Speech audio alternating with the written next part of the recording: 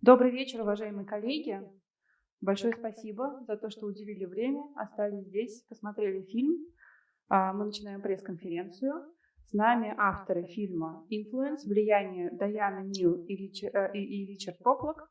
Меня зовут Ирина Белых, я один из отборщиков документальной программы Московского международного кинофестиваля и переводчик Александр.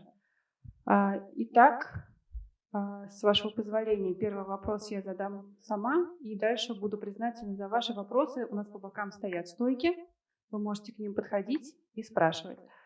Даяна, Нил, прежде всего хочу поблагодарить вас за то, что любезно согласились показать эту картину на нашем фестивале. Мы очень рады.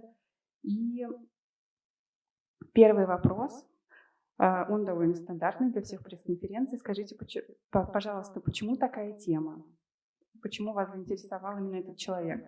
So, Diane and Neil, good evening. It's already 10 o'clock in the evening in Moscow. So, many thanks to everybody in the audience who stayed here to watch the movie at this late hour. Yes, thank you. Okay, this is, of course, Irina Bilich, one of the representatives of the selection committee, and we'll have questions from the press. I hope so, I believe so. First of all, thank you for bringing the film to the festival. We honestly appreciate it. And the first question, kind of the obvious question, why this subject? Why this story? What brought you to tell such a thorough and intricate story of influence? Well, I think for us in 2017, when we started to make this film, there was a massive political intrigue that was happening in our country, and we felt the importance of this topic at the time.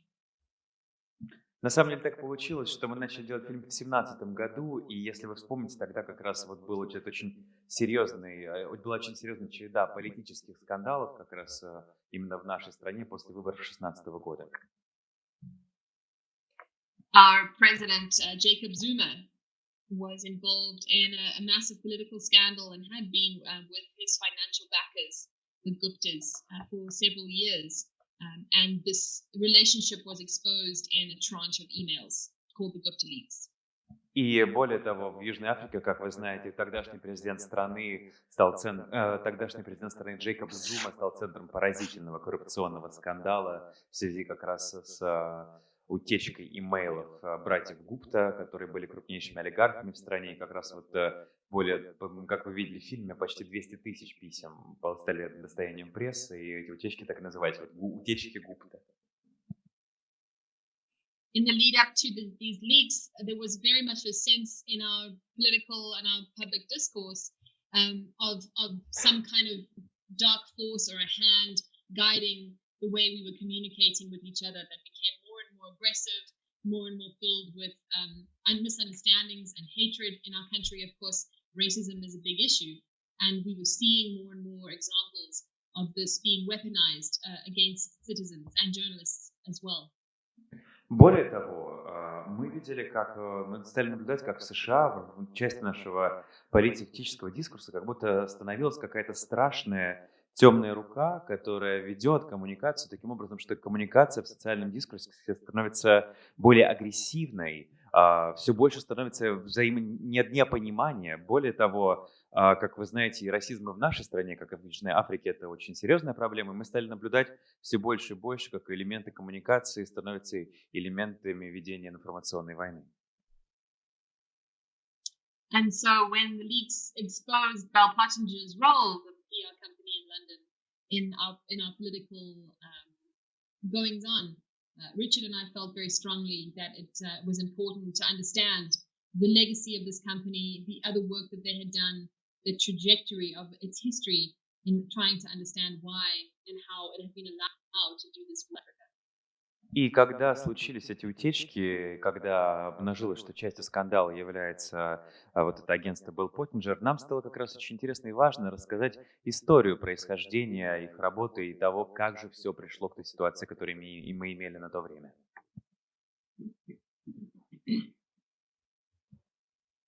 Спасибо большое. У меня появился еще один вопрос.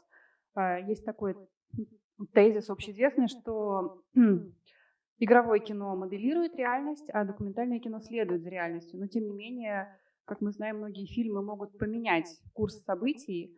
Скажите, пожалуйста, предполагали ли вы или предполагаете, что ваш фильм сможет поменять, переломить как-то ситуацию?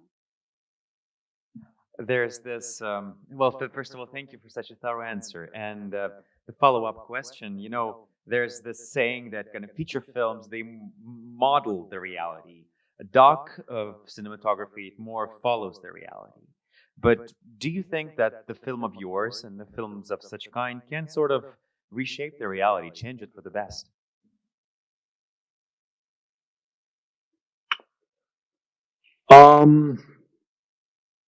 There's a very distinct way that Diana and I look at our work. Only children think of there being an objective truth. But there is such a thing as verifiable fact. We work with verifiable fact. На самом деле мы с Дайаной довольно трезво смотрим на нашу работу и очень хорошо понимаем, что только малые дети могут верить в то, что на свете есть какая-то единственная абсолютная правда. Но при этом мы с Дайан искренне верим в то, что все-таки на свете есть проверяемые факты, и мы как раз работаем только с проверяемыми фактами. So our task was to make a feature documentary film using verifiable fact to tell a story about professional liars. Что я вам скажу? Наша задача состояла в том, чтобы сделать полнометражный документальный фильм, используя проверенные четкие факты и рассказать таким образом историю о профессиональных обманщиках. In this sense, we felt that the film needed to have a very distinct aesthetic sensibility and needed to reference cinematic landmarks that to us described the world in which we were trying to portray. Can you please give some more detail on the cinematic landmarks that you mean? It's not entirely clear for the Sure, translation. absolutely. I can think of a few references that we used, especially American cinema from the 1970s, but also British cinema to an extent. All the President's Men, 3 Days of the Condor, and the paranoid cinema of America in the 1970s. We really referenced that style with the zooms, with long lenses, and we wanted that aesthetic to speak to our story. Более того, мы хотели, чтобы в нашем фильме было очень четкое эстетическое лицо. Мы своего рода старались повторять эти параноидальные фильмы 70-х с широкими объективами, с такими большими наездами, которые вы наблюдали в фильме. В частности, это отсылает к таким фильмам, как «3 Days of Condor» или «All the President's Men». So we threw out the notion of there being an objective truth because, as I said earlier, only babies think of that, and tried to portray verifiable fact in a very cinematic manner. Таким образом, мы сразу же выбросили в окно идею того, что может быть какая-то объективная правда. Как я уже говорил раньше, вера в объективную правду – это удел детей малых, но мы работали с проверяемыми фактами и старались просто использовать их для того, чтобы рассказать максимально кинематографическую историю.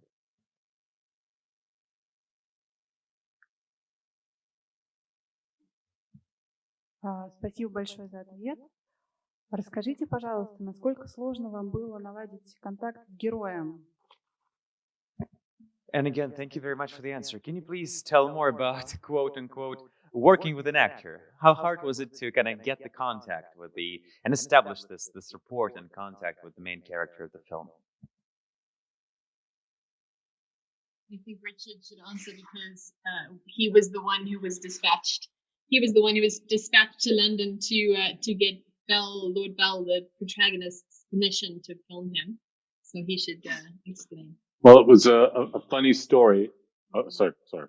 На самом деле, да, лучше на этот вопрос ответить Ричард, потому что именно он у нас был командирован в Лондон, чтобы как раз непосредственно снимать материал с лордом Беллом. Please continue. Sure. Well, it's a funny story because it was quite well known that the publication that Diana and I worked worked for at the time and still work for, the Daily Maverick, was instrumental in bringing Bell Pottinger down, as you guys have learned from the movie.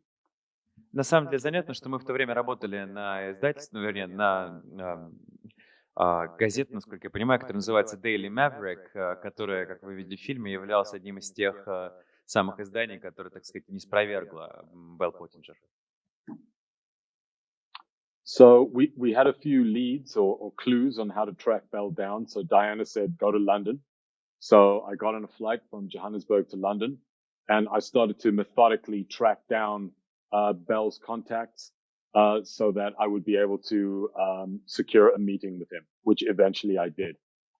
Ну и понятно было, как найти. Можно было лорда Белла, нужно было отправиться в Лондон, и Диана сказала, лети. Я сел на самолет из Йоханнесбурга в Лондон, прилетел, и постепенно, находя завязки с одним за другим с контактами лорда Белла, в итоге смог таки договориться о личной встрече. So I went to his very nice townhome in Belgravia in London. And I knocked on his door. He let me in. We had a very nice cup of tea. And I said to him, we are going to make this movie, one way or another. And it would benefit greatly from your participation. What I would like is 3 days of your time.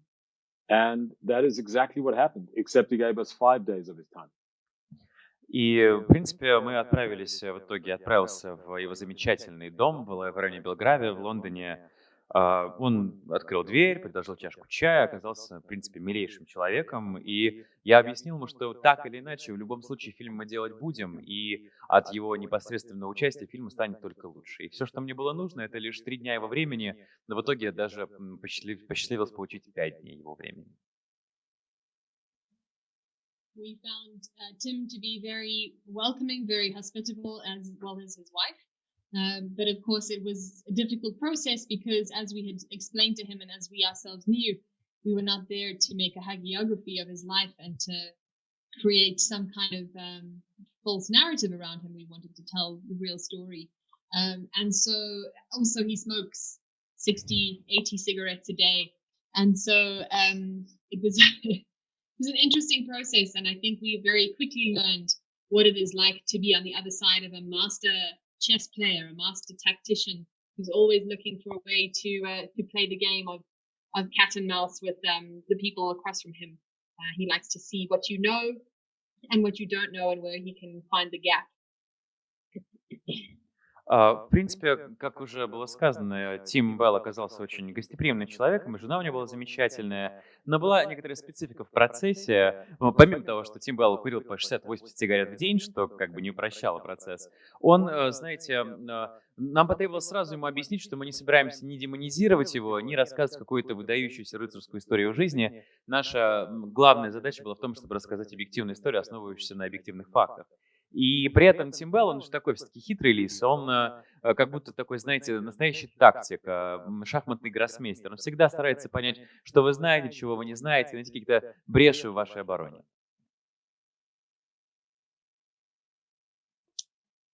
Спасибо большое. И следующий вопрос. Поменялось ли ваше отношение, если оно было какое-то? Было ли какое-то у вас мнение, и поменялось ли оно в процессе? Okay, then you probably entered the relationship with, you probably approached with the Bell with certain, Lord Bell with certain attitude, or at least certain opinion. Did it change after you got into some more detail and after you spent those 5 days with him? Absolutely. I think you always have an opinion about someone going into an investigation. What makes our job so remarkable is that you are always learning. Every single one of your assumptions is burst. Either in some ways, Tim was worse than we thought he would be. In other ways, he was much, much better. And that, in a way, is the beautiful, confounding, wonderful, magical thing about documentary filmmaking. Безусловно, мнение наше изменилось. Когда вы занимаетесь журналистикой, которая и частью которой является журналистское расследование, вы всегда так или иначе подходите с каким-то мнением к расследованию, которое вы приводите, но так или иначе общение с ним было невероятным процессом обучения, и многие из наших убеждений были радикально развеяны, и что-то к лучшему, что-то к худшему на самом деле. Дело в том, что, в принципе, мне кажется, и в этом есть такая положительная, околдовывающая черта документального кино, на самом деле, вот такого рода открытия. А вы могли бы, может быть, привести пример, что поменялось? Yes, please continue. Sorry, we interrupted you. Yeah. No, I was just going to say, I think for both of us, we found our own reactions to term, as Richard said, that these things become complex, and I think we walked in there angry, to be honest, because of what had been done, but also trying not to let our emotions get in the way. But I think in the background there was a sense of defiance and certainly maybe a negativity. But I think he was a very charming man, and he was kind and welcoming. And I think what you constantly have to humble yourself with as a storyteller is that yes, the complexity will always deepen, and as a result, you will be forced to change your attitude and your perspective somewhat, and hopefully grow as a person. Знаете, как говорится, вот все сложно, как иногда характеризуют отношения человеческие, вот так же и здесь было. Все сложно. Конечно же, мы были обозлены на него за то, что ему приписывали, что он, по идее, сделал. И мы старались оставаться профессиональными, все равно не могли никак подбороть в себе эти ощущения отторжения и даже негодования. И в этом есть некое такое противоречие, потому что ты общаешься с человеком, ты видишь, насколько он очарователен, насколько он гостеприимен, как бы. И, конечно же, требуется определенная степень профессионализма, чтобы не поддаться этому искушению и влиянию. Спасибо большое еще раз за ответ. А у нас вопрос от прессы, пожалуйста. Thanks again. A question from the press. Добрый день. Работает? Да, кажется, работает. Добрый день. Евгений Хуторской. У нас тут, к сожалению, были некие проблемы с переводом, поэтому кое-что осталось непонятным в фильме. Тем не менее, у меня такой вопрос. Там есть несколько сюжетов, связанных непосредственно с Россией, в частности.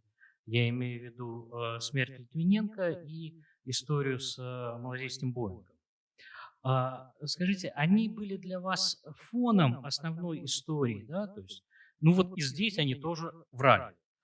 Или это были для вас какие-то самостоятельные истории, у вас есть к ним какое-то личное отношение? Спасибо.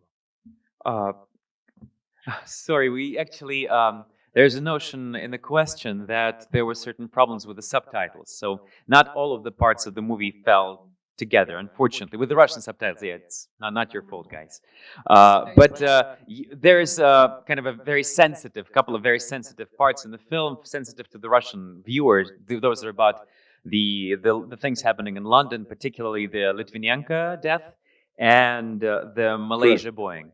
So were those stories, did those stories individually bear certain significance to you? Or those stories more sort of a background contribution, just mentioning that in those particular cases, the Bell and the company were also sort of lying?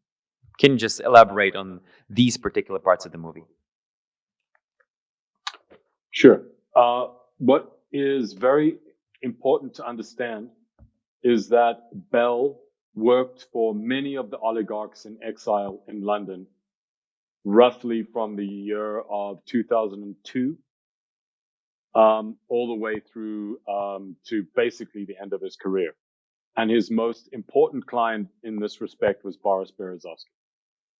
Очень важно понимать, что на протяжении всей своей карьеры до самого конца, с 2002 года, Белл работал очень тесно с олигархами в изгнании, вплоть до самой своей смерти, как раз, как я уже сказал. И крупнейшим его заказчиком непосредственно был Борис Березовский из этих олигархов в изгнании.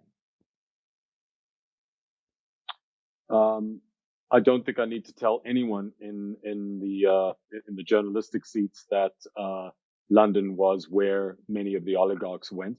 Bell, among other men, but Bell to a large extent was one of the primary fixers for the oligarchs in exile. That was what he did. And for Berezovsky in particular, he did some very, very deep work and effectively ran an opposition campaign side. You mean the opposition campaign in Russia via Berezovsky? Correct. Я думаю, что не стоит объяснять российским журналистам, как и почему российские олигархи уезжали в Лондон в то время, но должен сказать, что Белл был таким главным, ну, немножко так агрессивно выражусь, главным решалой вот, для как раз олигархов российских в изгнании и, в принципе, управлял вот в тот период всеми выборными кампаниями российской оппозиции через Бориса Березовского. He was by no means the only person doing this kind of work, but he was very important, and he was a conduit between the oligarchs and the British establishment. Он, конечно, не был единственным человеком, который подобного рода услуги оказывал, но он был своего рода таким промежуточным звеном, передатчиком между британскими политическими элитами и вот этой прослойкой олигархов в Лондоне. Bell was certainly not lying, and I don't think anybody else would be lying if they said that Bell contributed to the notion of how the current Russian regime is thought of in the West. He contributed to building that reputation. Но, не думаю, никто не станет отрицать, что Белл сделал очень большой вклад в то, какой образ у сегодняшней российской администрации существует в головах западных лидеров. Bell was also instrumental in performing other duties for other politicians in the region on behalf of Berezovsky and his team. Like, for example, Alexander Lukashenko in Belarus. Bell and Bell Pottinger were involved in helping him to fight the sanctions in the 2000s. Более того, Белл также активно работал вот на этом постсоветском пространстве. В частности, он помогал Лукашенко в 2000-е годы бороться с санкциями, наложенными на Белоруссию. With regards to the Malaysia airline crash, that footage refers to something that a different character, Nigel Oakes, talks about in terms of how certain stories were explained in the West regarding incidents like that airplane crash. And so there's a discussion later on in the film about Russia's role in the system of communications, miscommunication for political reasons, which we felt was pertinent to the topic. Если говорить о малазийском Боинге и его падении, то там, скорее, может, вы помните, эту историю рассказывает один из персонажей по имени Найджел Оукс, и роль именно упоминания вот этого инцидента и показа видеокадров, которые там непосредственно на экране, она для того, чтобы еще раз обозначить, насколько вот Россия внесла вот такого рода дискурсом, который окружал падение малазийского Боинга, внесла как раз свой вклад в формирование общего фона дезинформации, который мы, в принципе, имеем налицо сейчас. You mean Russia clarification. You mean like Russia made that contribution into this flow of misinformation via the Malaysian... just a second, sorry. Я прошу прощения, это не точка зрения Ричарда и Дайаны, это точка зрения Найджела Оукса, который таким образом рассказывает вот эту историю, помещает ее в контекст. Это важный момент. Ну вот, в частности, я хочу просто подчеркнуть, что это как бы есть лирический герой, как говорится, есть режиссер, да, то есть это именно вот одно из мнений, которое обозначается в фильме. Спасибо. Just get certain clarification, yes. Sorry, please continue. Diana, please continue. I was just going to say, just in terms of context, if there is a misunderstanding of what that section was about, and I'm very sorry to hear that the subtitling was problematic. It's heartbreaking to hear, and it's sad that wasn't clear. But essentially, Nigel was invited to visit Russia in the 80s and it was made very clear to him that the communications capabilities of the Russian state were far, far advanced to those of Western countries.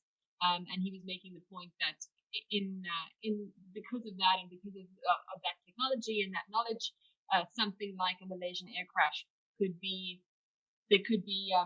a sense of alternative narratives about that crash, depending on who was telling the story and who was listening. Да, важный еще раз момент. Дело в том, что этот герой, Найджел Оукс, вот как раз который был, если вы помните, вернее, даже с другого конца начну.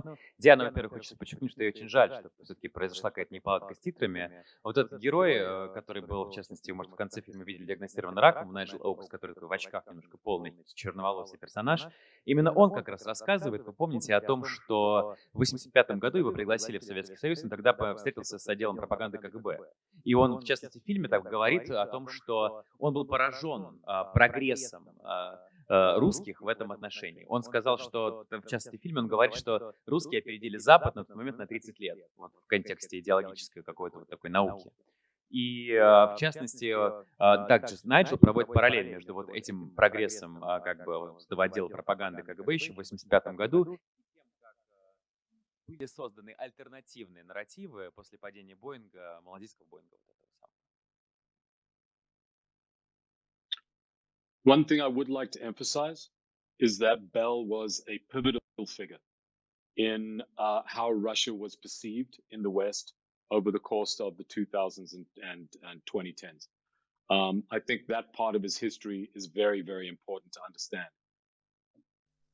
Я просто хочу еще раз подчеркнуть, что Тим Белл был совершенно определяющей поворотной фигурой в том, как Запад воспринимает и воспринимал Россию вот в 2000-е годы, после 2000 года. И эту роль его необходимо понимать, конечно. Thank you.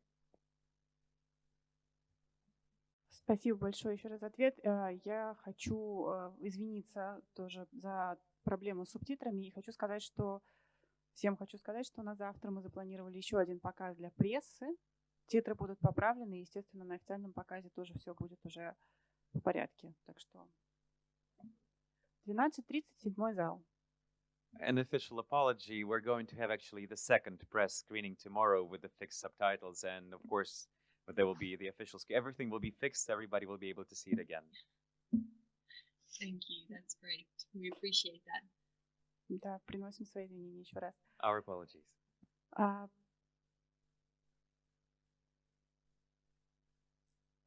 Скажите, пожалуйста, была ли в фильме, в процессе съемок, какая-то история, которая для вас была, которая, может быть, поменяла ваше отношение к Беллу или стала шоком, удивила вас? Could you please maybe give an example of a story in the film that that changed your attitude? Not the personal communication with Belle, but some story in the film that changed your attitude to Belle, or something that came up as a total surprise, or something that you really thought was one thing and turned out to be absolutely a different one, a positive as opposed to negative, for example. Sure. Look, I don't think there was anything that necessarily surprised us about Bell because we had a very understanding of who the man was prior to sitting down and interviewing him. But I think there is one important historical incident that we explicate in the film that is worth mentioning here right now. Ну, по поводу Белла, на самом деле, мы иллюзий не питали, мы знали, что это человек, и не думаю, что есть какая-то история в фильме, которая поменяла отношение к нему, но есть один важный исторический инцидент, который показан в фильме, и сейчас мы о нем расскажем более подробно. This relates to the first democratic elections in 1994 in South Africa, which, to the glory of the entire world, elected Nelson Mandela to the presidency and ended the awful, terrible apartheid regime. Речь идет, конечно же, о выборах 1994 года в ЮАР, когда победителем выборов стал Нельсон Мандела, к огромному восторгу всего мира, и это событие, как считается, положило конец ужасающей эпохи апартеида в Южной Африке. as we state very clearly, there were a number of players who descended on South Africa in order to profit from this democratic election. And the first thing they did was develop a business model that enabled them to effectively commodify the process of democratic elections all over the world. That's И, number one. как вы помните, в то время на африканский рынок, так сказать, вошло много игроков, которые захотели получить свою выгоду от этих выборов, и в то же время как раз на Западе сформировалась вот эта группа игроков, которые смогли сделать выборы такой вещи очень инструментарной и создать определенную бизнес-модель, которая предоставляет услуги вот, по предоставлению определенных результатов в выборах.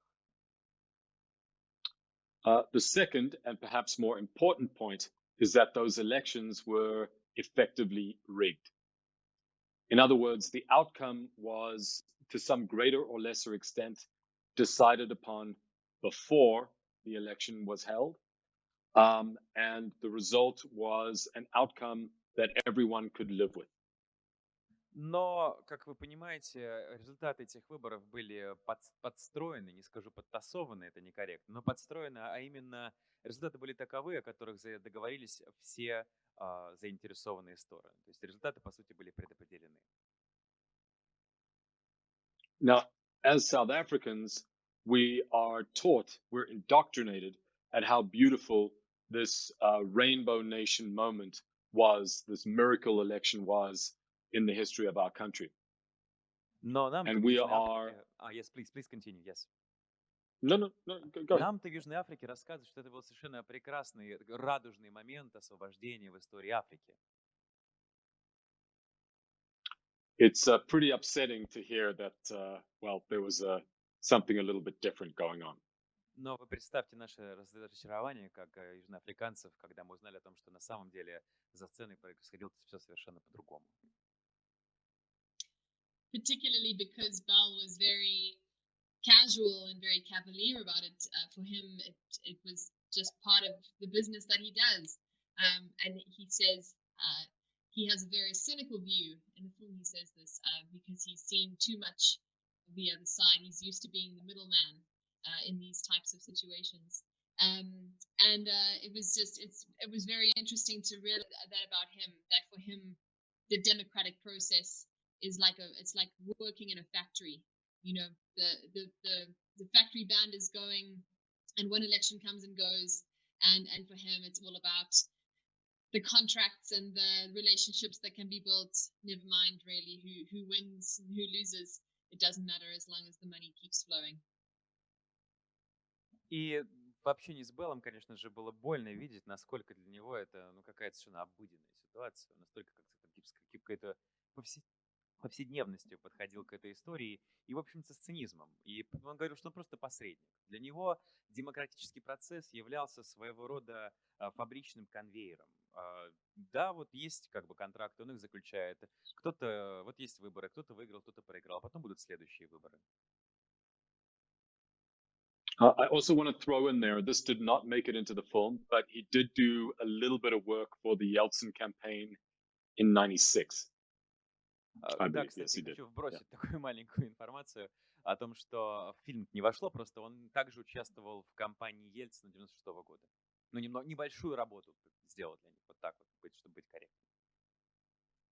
Also, one last thing, he told us that the Putin administration had approached him to switch sides because they felt that he was doing such a good job, and he turned them down.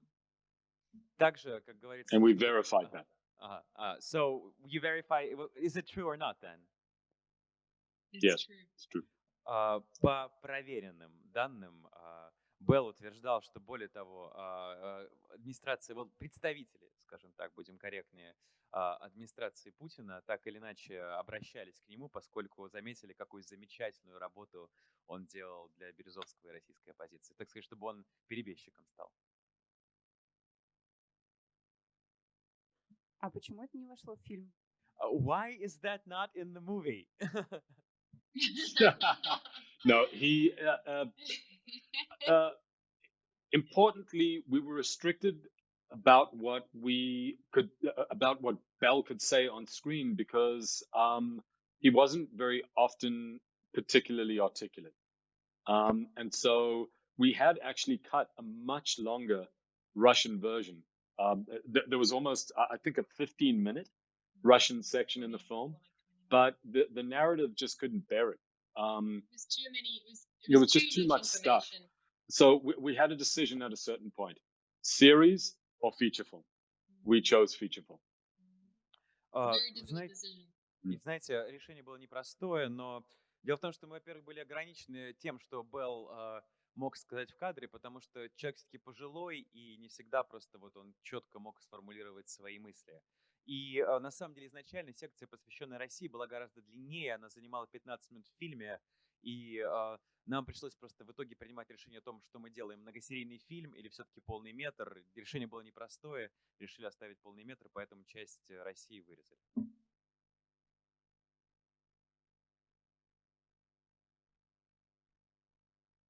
Just one of the people in the audience saying that in 1996 he worked for Yeltsin's campaign, so perhaps he even met with Bell eventually, occasionally.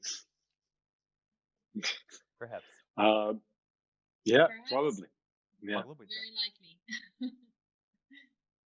Не планируете ли вы делать сериал? So, if we talk about the idea of the series, maybe why not? I mean, could you make a continuation of this? We have enough material, that's for sure. We could make 3 seasons of a series. Yeah, you know, На I 3 think сезона there's хватило бы. Мгм. I think there's scope for maybe some deleted scenes or some unseen footage. You know, we really had some very interesting stuff, particularly pertaining to Russia and Bell's role. I think he was very much a fan of the country and of the friends that he made through his work. I think he counted Berezovsky and his associates as friends, and he had a very long and fruitful engagement with them working in London.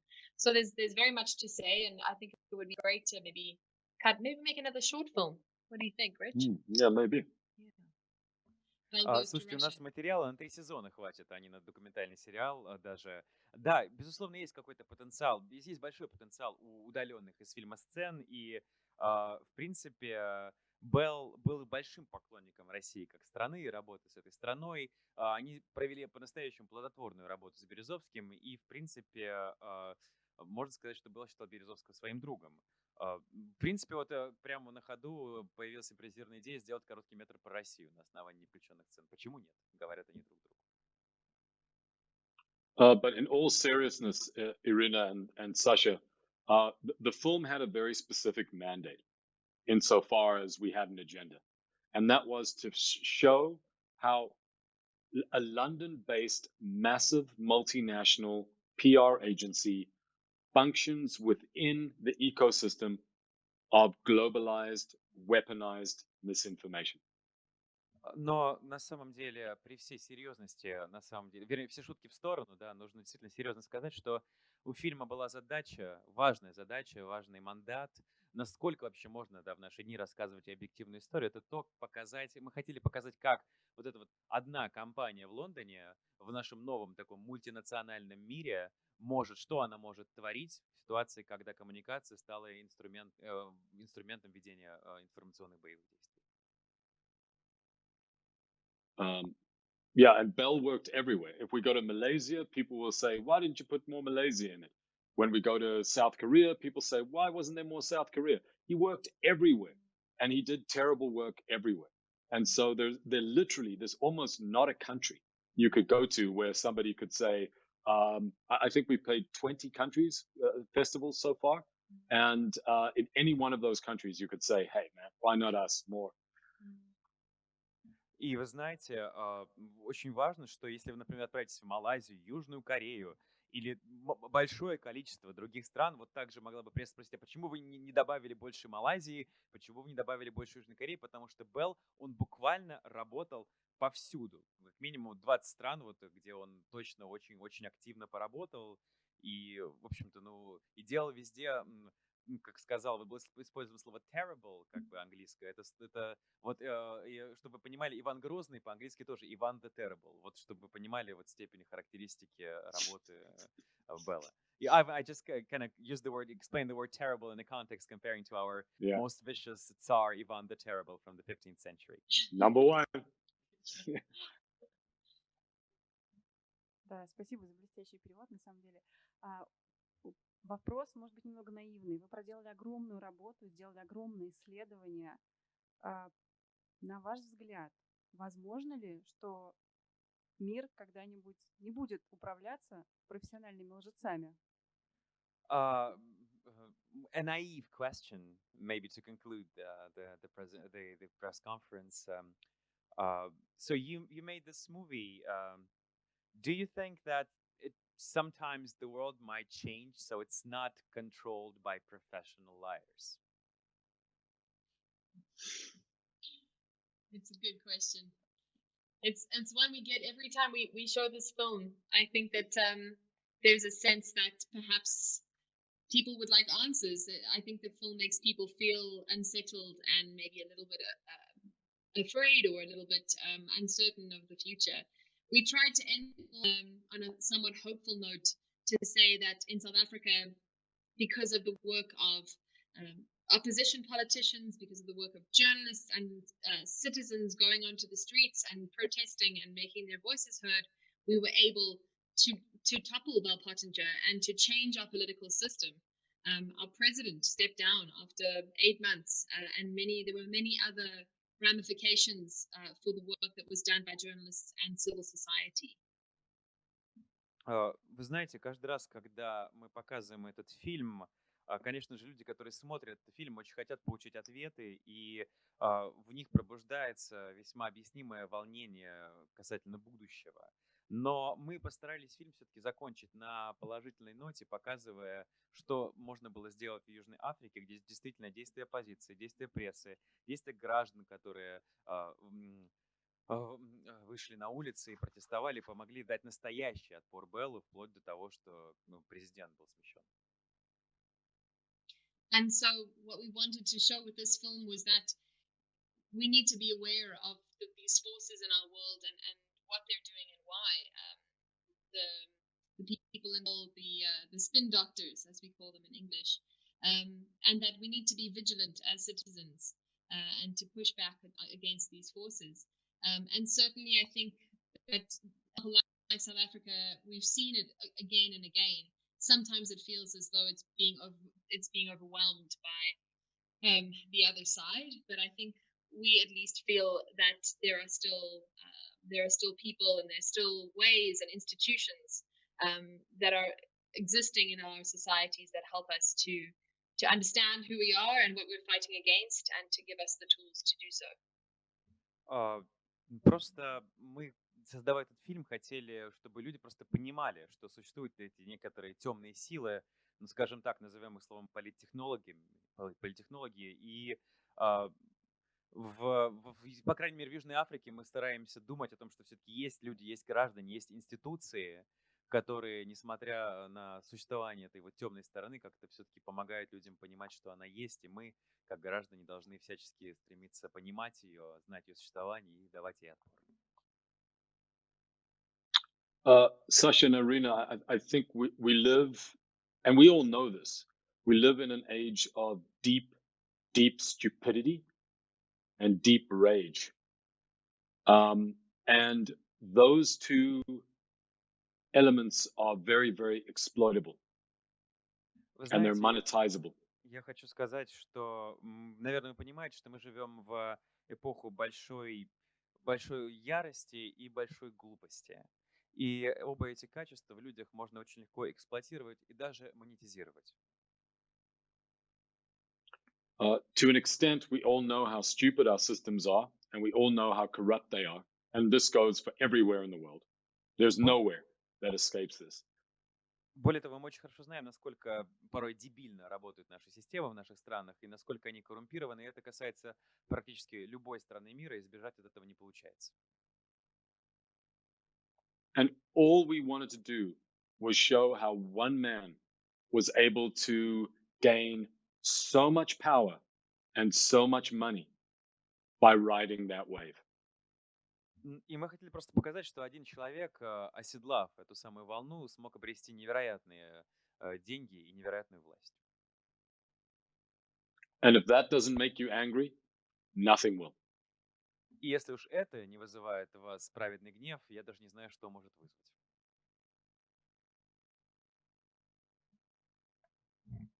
Спасибо большое. Я думаю, однозначно вызывает. Мне кажется, на этой ноте мы можем завершить пресс-конференцию. У нас уже заканчивается время. Еще раз огромное спасибо за эту картину, за разговор. Желаем вам удачи огромной с фильмом и с вашими дальнейшими работами. И всего хорошего. It definitely evokes this sort of anger that you have mentioned. And thank you very much for this very passionate talk. All the best of luck with the film. Thank you. Thank you. We deeply appreciate it. Thank you very much. Глубоко ценю ваше внимание. Спасибо. Thank you, guys. Good.